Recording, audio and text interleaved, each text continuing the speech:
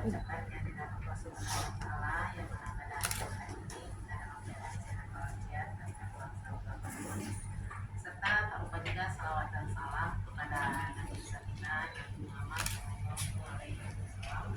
Allahumma shalli ala sayyidina Muhammad wa ala jadi pada kesempatan ini Pak ada kunjungan dari Komisi 1 DPRD Provinsi Riau terkait observasi ke Dinas Kependudukan dan Pencatatan Sipil Provinsi Sumatera Barat dalam rangka mendapatkan masukan dan informasi tentang tugas Komisi 1 khususnya dalam mewujudkan era Sabta Kependudukan. Selain kita di Provinsi Sumatera Barat, kita juga bergabung di Komisi 1. Jadi sebelum kita perkenalkan di Pak Kadis, Pak Desilama, saya Yudina Sekretaris Dinas Kependudukan dan Pencatatan Sipil, dan juga Bapak Adit Putra, Kabid Fasilitasi Penangkapan Penduduk, dan Pak Zolkani, Kabid Pencatatan Sipil.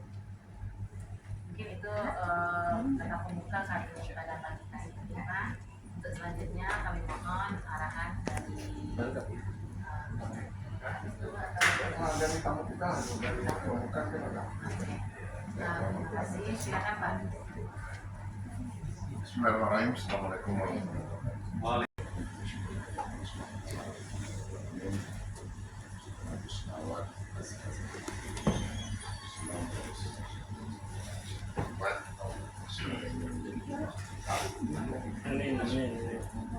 Yang kami hormati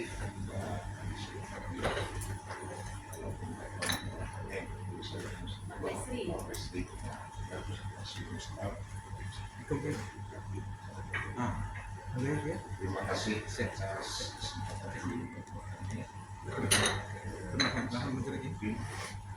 dalam hal mendapatkan informasi terkait dengan antara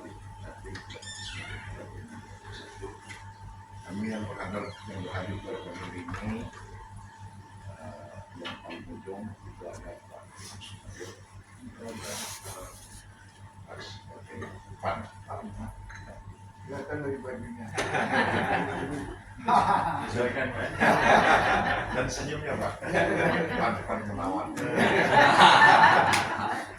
Di sebelah kanan saya Pak tadi udah ngobrol-ngobrol juga dengan Bapak ya, ini Ustadz kami Pak, Ustadz dalam fraksi PKS. Sebelah kiri saya ini juga ini seniornya Pak, ini jurnalnya Pak, Ustadz juga Pak, Ustadz Amal Abdullah dari Partai PKS juga. Sebelah kiri sana saya itu Pak Adi Firmansyah Sos dari Partai PKB, juga ada Adinda Martoni,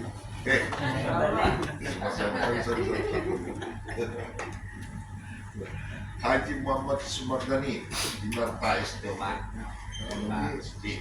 beliau adalah dari Partai Demokrat. Juga itu senior kami Pak, walaupun masih muda, pengalaman politik pasti senior. Dia pernah menjabat wakil ketua juga, Adinda Yanto. Saya sendiri Haji Rahmat Rahab dari Partai Nasdem. Pada kesempatan ini diberikan teman-teman menurut saya juga karena ketua kami mungkin masih di jalan Pak, hadir tapi mungkin masih di jalan, belum hadir. Saya berikan itu mungkin Pak. Kami menginginkan beberapa masukan-masukan nanti juga ya, sekaligus mungkin apa ya yang langsung teman-teman kami menyampaikan apa yang Bapak dulu. Saya dulu sampaikan paparan, Ya, kemudian nanti kita tanya. siap. Baik Pak, itu dulu mungkin kami sudahi. Alhamdulillahirabbil alamin wassalatu wassalamu ala asrafil anbiya'i wal mursalin wa ala alihi wa sahbihi rasulillahi ajma'in. Asyhadu la ilaha illallah wa asyhadu anna Muhammadan abduhu rasuluhu la nabiyya ba'da ma ba'du fa ibadallah fusikum wa ijazah bitaqwallah faqad fazal muttaqun. Pak Haji Harahap dan kawan-kawan Komisi 1 DPRD Provinsi Riau, tidak saya sebutkan satu persatu, yang sudah datang di Sumatera Barat, khususnya di ruang media center namanya ini Pak, Dinas Dukcapil Provinsi Sumatera Barat. Selamat datang, mudah-mudahan nyaman, senang di sini, dan kita nanti berdiskusi ya. Kita membedah, kita membelah, kita mendalami apa itu yang menjadi tugas kependudukan pencatatan sipil. Kemudian tentu saja ini menjadi bahan juga bagi Bapak dan Ibu semua nanti dan kami juga mungkin mendapat pelajaran nanti banyak dari Bapak-Bapak semua bahwa Dinas Dukcapil Provinsi Sumatera Barat itu mungkin juga sama dengan beliau menjadi mitra kerja juga bagi Komisi 1 DPRD. Kita di Sumatera Barat punya 19 kabupaten kota, 7 kota, 12 kabupaten dengan jumlah penduduk itu 5.820.369 kalau nggak salah. Jadi 5.820.000 jiwa. Penduduk terbanyak itu ada di Kota Padang. Kota Padang itu penduduknya hampir 1 juta.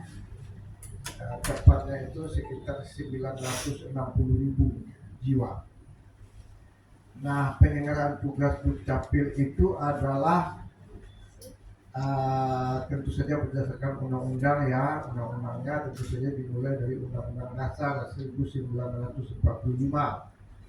Karena di situ disebutkan di alinea keempat pembukaan itu kan tugas negara itu adalah bagaimana menyelenggarakan pemerintahan ya, memberikan kesejahteraan, memajukan kesejahteraan umum. Lalu diatur lebih lanjut dalam Undang-Undang 23 dan 24 tentang administrasi kependudukan. Juga ada Undang-Undang Nomor 23 Tahun 2014 yang di situ juga disebutkan tugas tentang administrasi kependudukan pencatatan sipil. Nah, kita di Sumatera Barat yang juga sebagai tetangga dari Provinsi Riau ya, kita banyak berkoordinasi, berkolaborasi dengan Riau. Saya sendiri itu sudah sering datang ke dinas PMD Dukcapil Riau.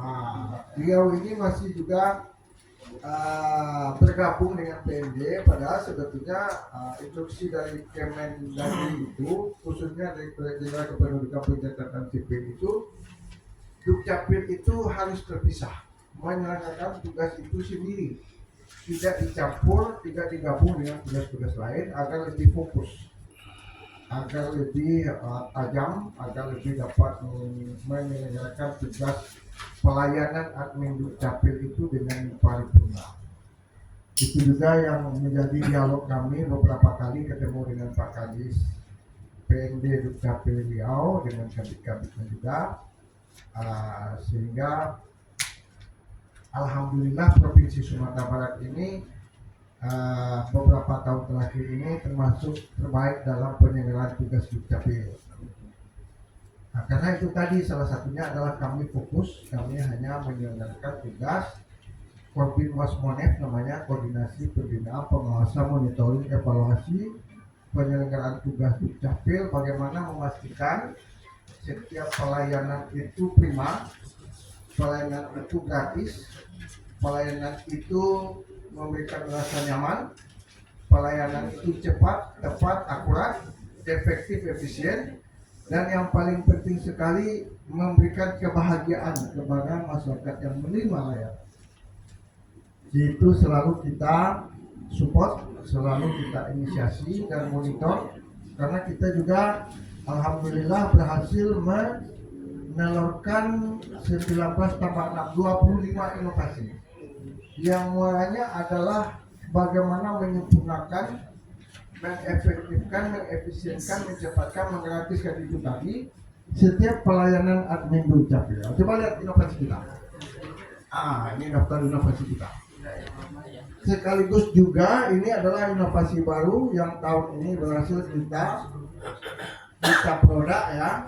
Salah satunya yang penting itu kita juga bisa memonitor, bisa mengkoordinasikan, misalnya pelayanan pindah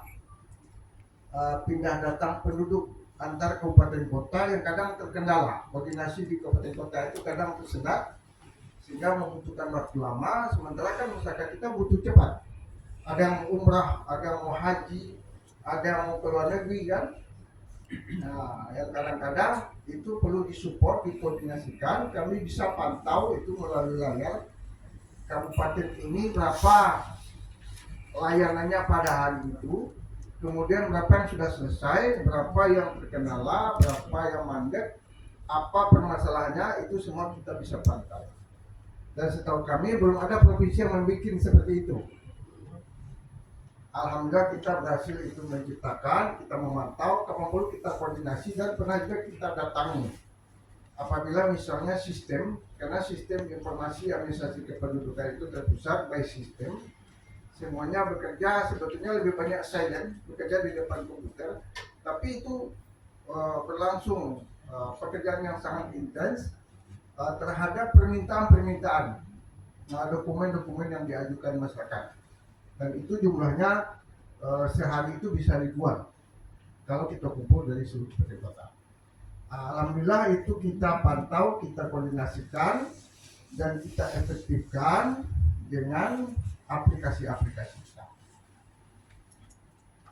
Terakhir kita sudah 5 kali ya Bu Sekdis, 5 kali juara berturut-turut tentang penerapan kualitas maupun jumlah dari inovasi-inovasi kita. Kita sering diberi piagam-piagam oleh pimpinan daerah. Alhamdulillah ini berkat kerjasama kita juga di sini dan juga kolaborasi dengan kabupaten kota.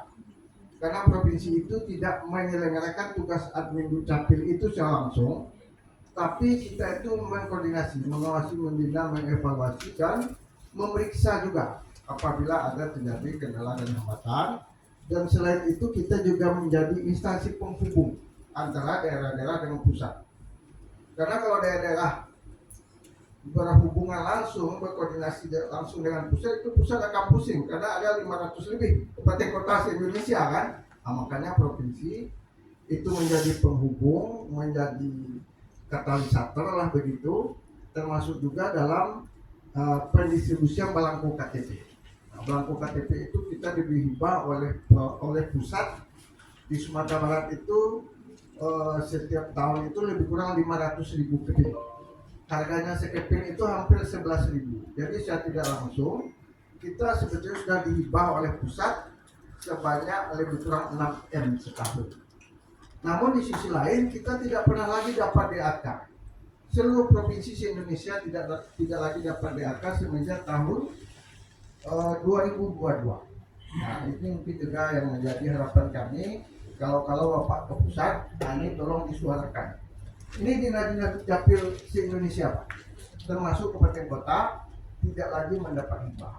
Nah padahal SK kami itu, SK Kadis Provinsi dan SK Kadis Kabupaten Kota, termasuk SK Sekretaris Kabit-Kabit itu ditandatangani oleh Dirjen Dukcapil. Setahu kami tidak ada kepala dinas yang SK-nya ditandatangani oleh pusat, semuanya ditandatangani oleh gubernur atau bupati wali kotanya masing-masing. Nah khusus di Dukcapil itu SK-nya diusulkan oleh gubernur atau bupati itu oleh Dirjen Dukcapil, lalu SK-nya disampaikan ke provinsi atau kabupaten kota, maka bupati wali kotanya yang melantik di kabupaten kotanya masing-masing atau gitu. Itu kira-kira secara ringkas paparan dari kami. Silahkan nanti Bapak Ibu sampaikan bahan diskusi atau memperdalam dan bisa kita diskusikan bagaimana situasi dan kondisi Sumatera Barat sehingga lebih bermanfaat ya, dapat kita Bapak Ibu juga sampaikan nanti di Riau, dan juga kita dapat di sini menerima informasi-informasi atau masukan-masukan juga dari Bapak Ibu Komisi 1 DPRD Provinsi Riau. Demikian sementara, terima kasih.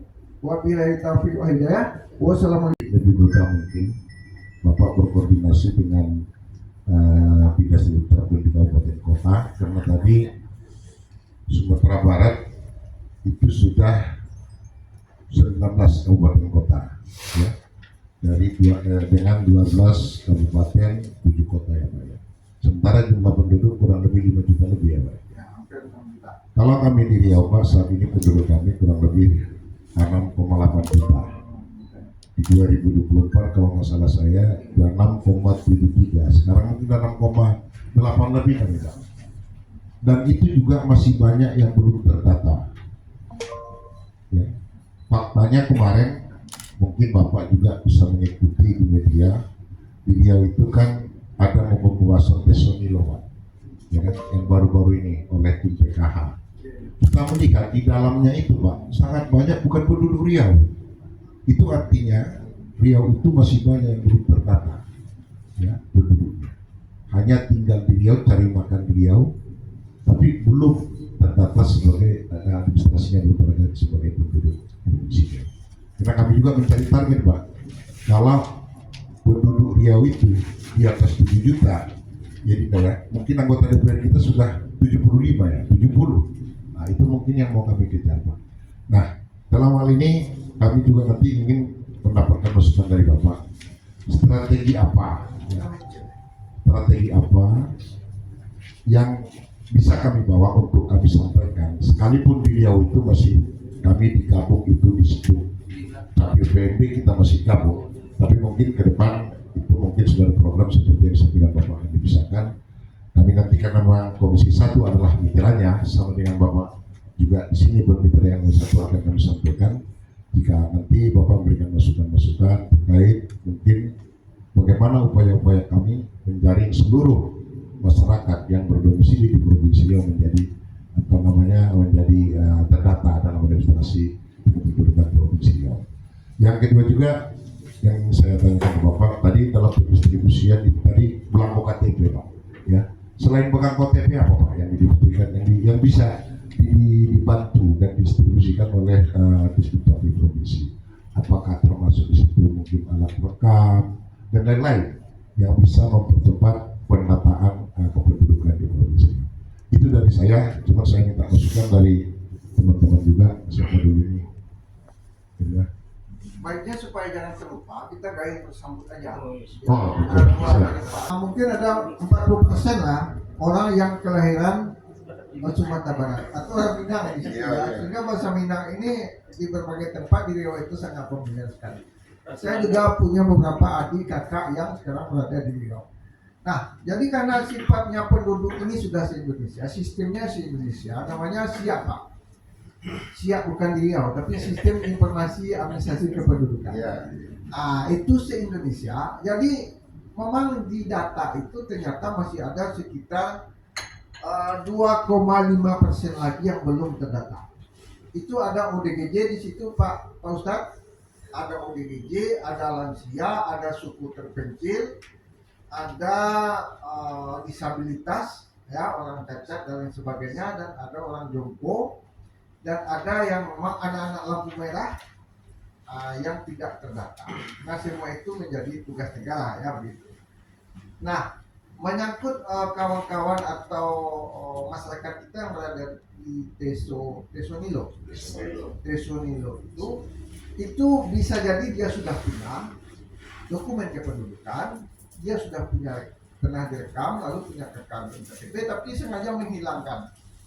Seperti orang-orang di lapas itu Pak, di lembaga pemasyarakatan itu, kalau tidak kita data ulang, dia itu cenderung menghilangkan data. Ini tidak boleh sebenarnya, ini melanggar aturan. Karena dia mungkin sudah berkali-kali ada yang residivis juga berusaha menghilangkan identitas aslinya. Nah itulah bagusnya sistem yang terbaru sekarang ini SIAP pusat itu. Apabila kita cek, kita tempelkan alat mengecek itu, alat iris mata itu akan ketahuan datanya semua kalau dia sudah pernah direkam. Nah kalau dia belum, itu bisa kita bikin data baru dan data lamanya itu akan dihapus dan akan ketemu. Bisa ada seseorang mengaku tidak punya, ya, tidak belum pernah punya segala macam, tapi begitu kita data, kita tempel, kita cek sidik jarinya, itu akan ketahuan kependudukannya, data kependudukan, KK KTP-nya di mana. Dan itu tidak pernah double Pak.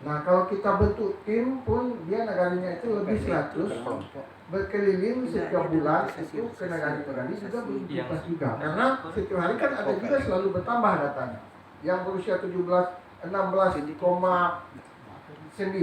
ya anak 17 kurang 1 hari dia berusia sekarang besoknya sudah usia 17 sudah harus diberi KTP sementara dia belum sempat melapor atau kita belum sempat mendata. Kemudian juga ada orang yang betul-betul belum pernah dilaporkan, belum pernah direkam.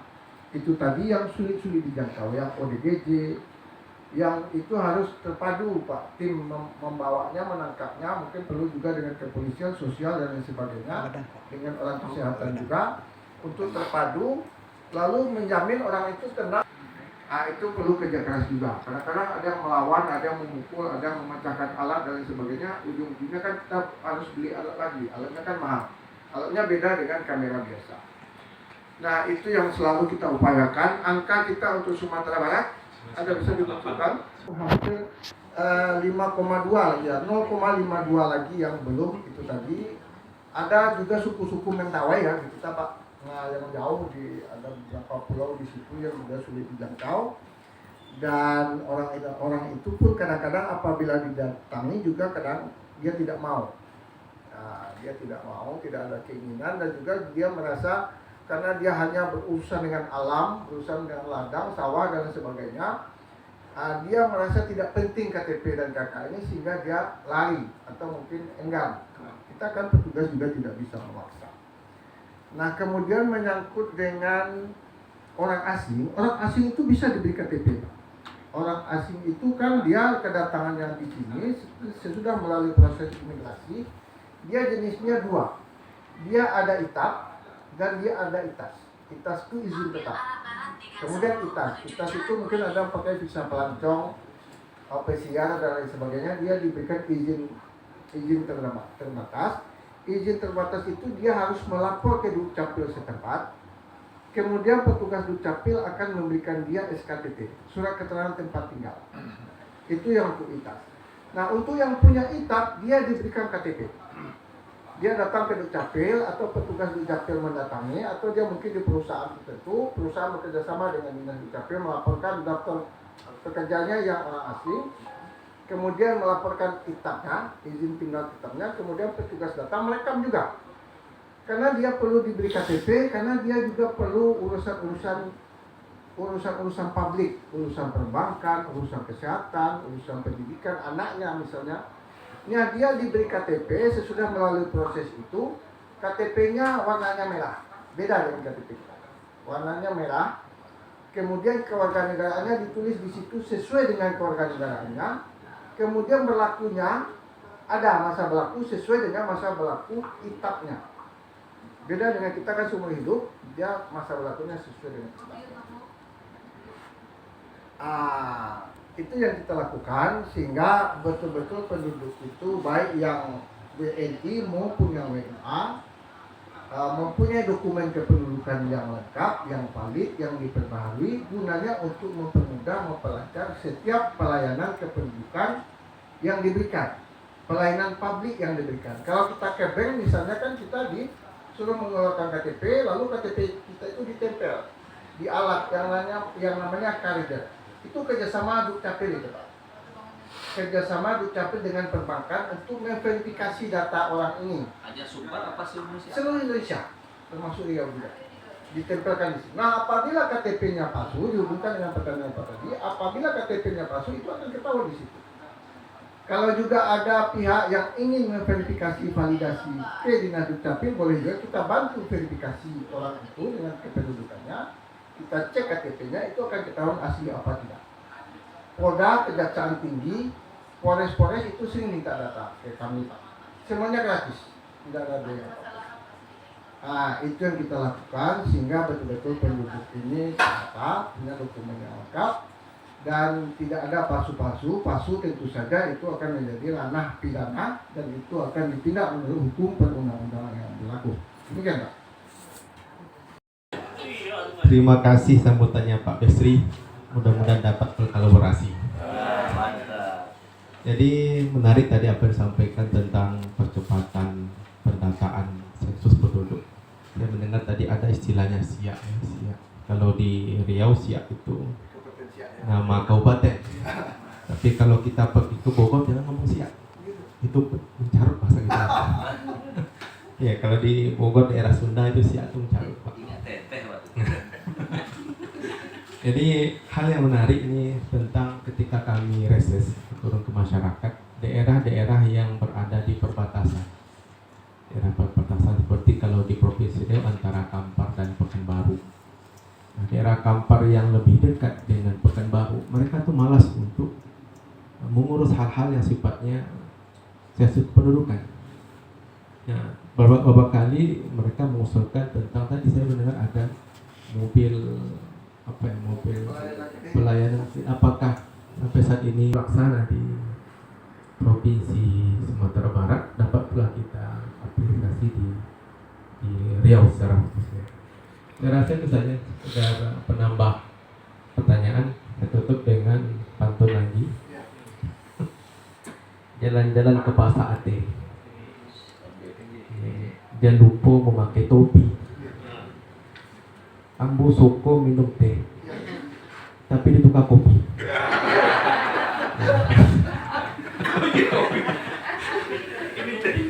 Roma Irama, Evi Sukaisi, tak berlama-lama sedikit. Terima kasih. Assalamualaikum warahmatullahi wabarakatuh. Pak Gubernur saya juga PKS. Jadi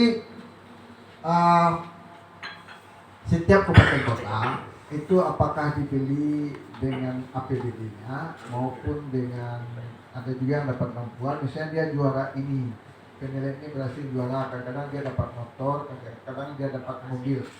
Jadi rata-rata di kami di Provinsi Sumatera Barat ada yang namanya mobil pelayanan keliling, Dukcapil. Mobil itu gunanya untuk masyarakat kita yang usia 17 ke atas. Itu kadang-kadang kan malas datang. Sudah 20, 21 tapi nggak mengurus, nggak melapor, sehingga KTP-nya belum terbit.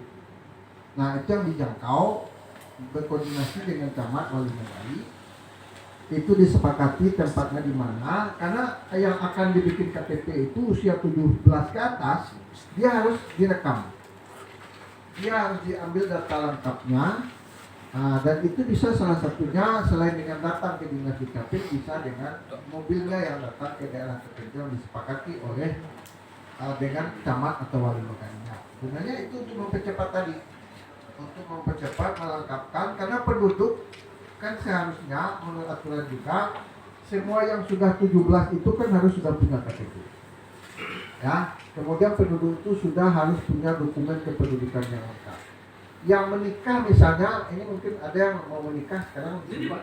Nah, Pak Ustadz ya, yang menikah itu harus segera digabungkan, harus digabung dalam satu kakak.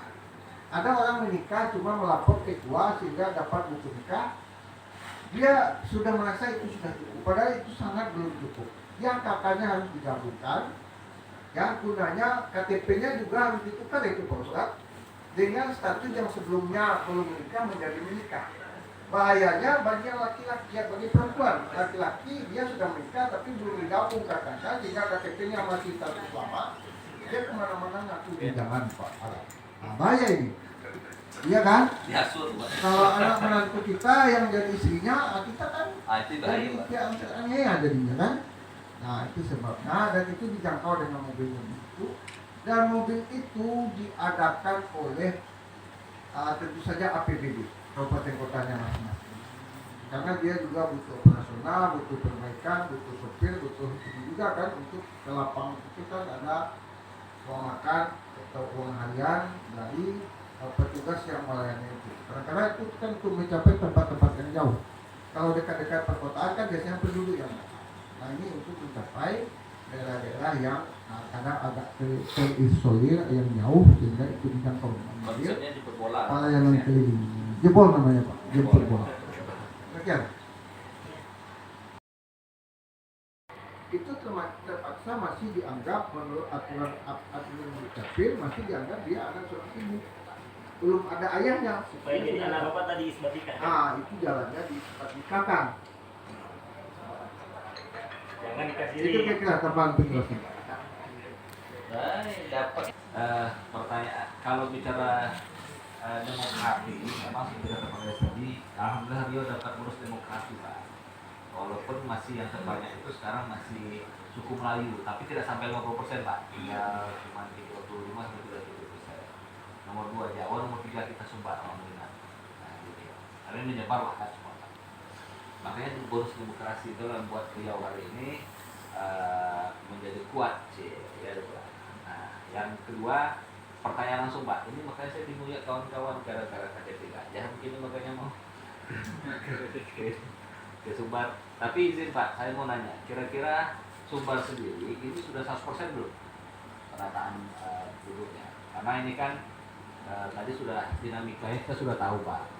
Ada yang mohon maaf pemerintah daerahnya, tapi bukan provinsi tapi kabupaten kota yang hanya menunggu sifatnya pasif, datang warganya ke kecamatan, datang data.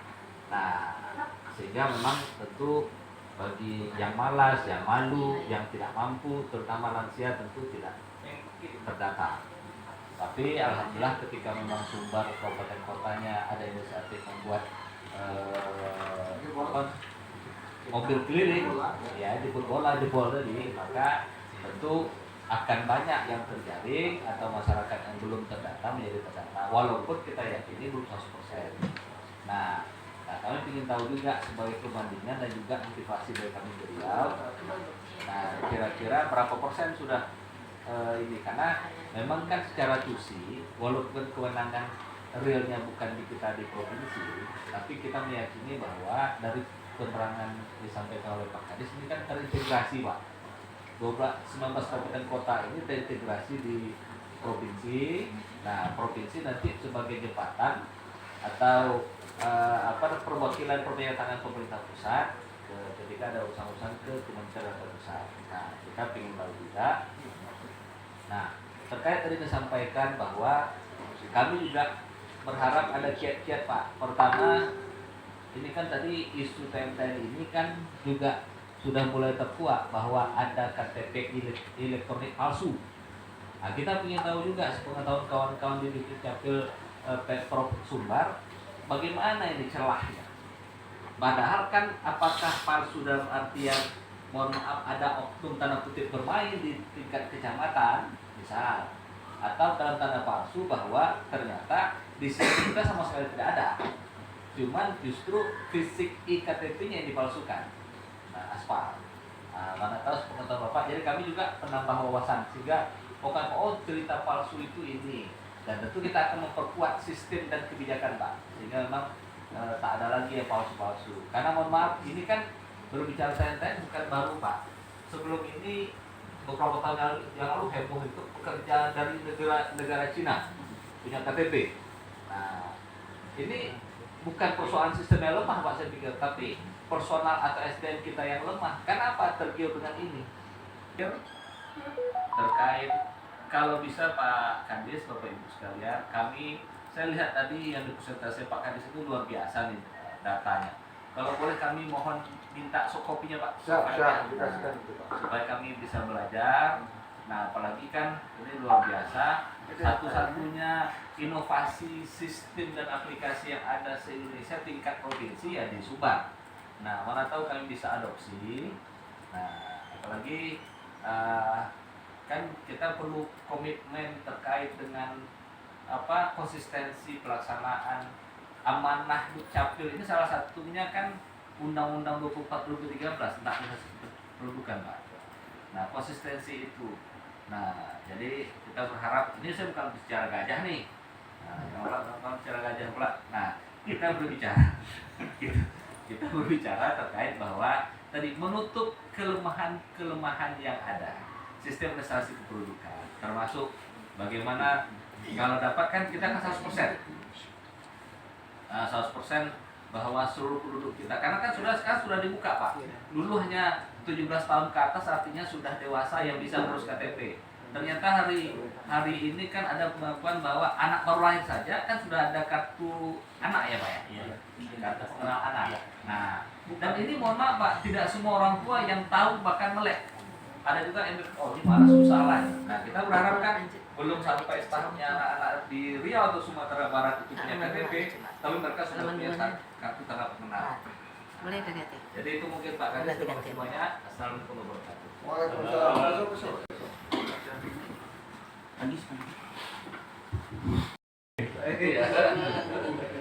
Assalamualaikum warahmatullahi wabarakatuh. Alhamdulillah, salatu wassalamu ala rasulillah, la haula wa la quwwata illa billah. Sama kita hormati Kepala Dinas Catatan Sipil Provinsi Sumbar, Pak Bisri beserta seluruh staf. Dan sama kita hormati Wakil Ketua, Sekretaris, dan anggota Komisi 1 DPRD Riau beserta kawan-kawan staf. Karena tadi Pak Ustadz Amal pakai pantun, saya pakai pantun juga. Di pantunnya ini pantun mengundang Pak Besri untuk datang ke Riau. Oh, mantap lah. Lihat pacu jalur. Karena lagi viral nah. Mentari pagi berkilau-kilau, deru ombak kuat berdebur. Ayo wisata ke Riau melihat puncak pacu jalur. Tanggal 20 sampai 24 Ini Agustus. jembatan Poton itu. Ya, di Teluk Kuantan. Ini dapil Pak ini nih. Pak Ade. Pak Adi. Ah, Pak Ade. Oke, kalau Pak Besi datang ke sana disambut Pak Ade ya. Pertanyaan saya tentang nikah tadi nih. Jadi ada saat saya sedang dengan dulu ada bapak cerita, Pak, saya ini mau mengurus anak saya, tapi tak bisa, gitu. Kenapa tak bisa? Iya, saya nikah siri, gitu. Nah, ini gimana Pak kalau nikah siri, ya? Supaya dia bisa mengurus akta anaknya, karena sekarang kalau akta anak itu tak ada susah kan? Nah, mungkin itu aja pertanyaan saya tentang nikah. Terima kasih. Assalamualaikum warahmatullahi wabarakatuh. Perkenalkan nama saya Sopadi Pak. Adalah saya kepala bidang fasilitasi pencatatan sipil. Jadi kalau pencatatan sipil ini berkaitan lebih banyak mengenai akta-akta Pak. Dari akta kelahiran, terutama sampai kematian Pak. Ada juga akta pengangkatan anak, pengasuhan anak, pengakuan anak. Jadi kalau sekarang ini untuk itu hak anak mempunyai dokumen ini Pak. Jadi makanya sekarang akte kelahiran itu ada 4 macam Pak. Disesuaikan dengan status perkawinan orang tuanya Pak. Jadi kalau yang pertama itu perkawinan yang punya buku nikah bagi muslim atau akta perkawinan bagi non muslim yang dicatat di catatan sipil, itu artinya perkawinan tercatat Pak. Maka akta kelahiran anaknya akan tercantum kedua nama orang tuanya, nama ayah dan ibu. Nah, itu yang pertama. Yang kedua itu ada juga yang tercantum nama ayah ibunya, tapi perkawinan tidak tercatat. Itu waktu dulu untuk kakaknya juga sudah dimasukkan data bapak ibunya semestinya, tapi belum dikasih kata bapak tadi tercatat. Itu waktu akta yang lama kan sudah dicatat Pak. Sekarang kalau yang perkawinan belum tercatat kan tidak dibolehkan lagi, kita masukkan dalam kakak.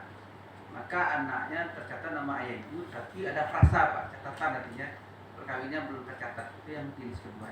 Yang ketiga juga keluar. Ya, jenis ketiga itu yang tadi Pak, salah satu perkawinan yang tidak tercatat Pak. Artinya dia nikah siri atau dia punya anak dulu nikah, atau dia korban diperkosaan dulu ada lahiran, sehingga yang tahu itu nama ibunya saja tahu yang melahirkan. Maka akta kelahirannya anak seorang ibu, jadi nama ibunya saja Pak. Itu yang ketiga jenisnya. Jadi kata bapak tadi anak seorang ibu Pak, tetap keluar akta kelahirannya Pak. Tapi Anak ibu aja Pak, nama ibu supaya jadi anak ayahnya, bin ayahnya itu. kalau ayah itu kan ada solusi. Kalau dia muslim kan ada isbat nikah Pak, melalui pengadilan nikahnya melalui isbat nikah nanti, tapi di pengadilan agama Pak. Tapi nanti dilihat juga apakah memenuhi syarat atau tidak. Memenuhi syarat kan diterbitkan nanti buku nikahnya Pak, isbat nikah. Nah nanti kan ada kegiatan isbat nikah terpadu. Kenapa terpadu?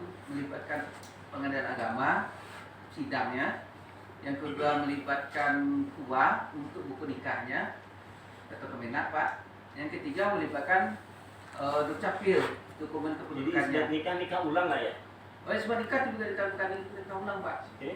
Isbat nikah itu diteliti nanti Meminta sesuai pengakuan. syaratnya, nanti apakah ini memenuhi syarat secara agama atau tidak, nanti diakui perkawinannya meminta Pak. pengakuan. Maka diterbitkan dan tetap diterbitkan pernikahan berdasarkan waktu pelaksanaan nikah. Kalau tidak diakui nanti Pak balik ke dasarnya baru dia melakukan nikah nikah ulang. Dan anak yang sebelumnya itu nanti bisa dirubah Pak. Misalnya akta kelahirannya sudah terbit dengan anak seorang ibu, isbat nikah diakui, nanti anaknya bisa dirubah daya ibu, tapi kalau sekarang namanya catatan pinggir Pak, tambahan lagi jika anaknya ibu diakui. Yang keempat itu akte, kita lanjutkan Pak, aktenya yang keempat itu akte kelahiran itu tidak tercantum nama ayah ibunya. Itu anak yang apa Pak? Dibuang. Dibuang, nah itu kan ketemu. Nanti kan ada berita acara kepolisian Pak. Ada yang dilanjutkan juga nanti dinas sosial dan juga dilanjutkan dengan putusan pengadilan. Nah itu nanti anaknya tuh tidak tercantum nama ayah ibunya di KKN Pak. Dan selanjutnya saya kebetulan kemarin juga sidang pengangkatan anak, sidang pengangkatan anak dinas sosial itu di KK itu mungkin Pak adanya Datuk. Kalau di KK itu di sesuai undang-undang dan nasab kita di Islam tidak boleh dicantumkan nama orang tua angkatnya, harus nama orang tua biologis. Jadi kalau memang yang tadi yang ketemu itu yang di KK tidak ada nama tercantum. Nanti kalau dia nikah nanti terpaksa pakai wali Pak. Nah karena tidak tahu nanti itu Pak gambarannya Pak. Jadi tetap akta kelahiran bisa diterbitkan sesuai dengan kondisi status orang tuanya. Ada yang nikah tercatat, istilahnya nikah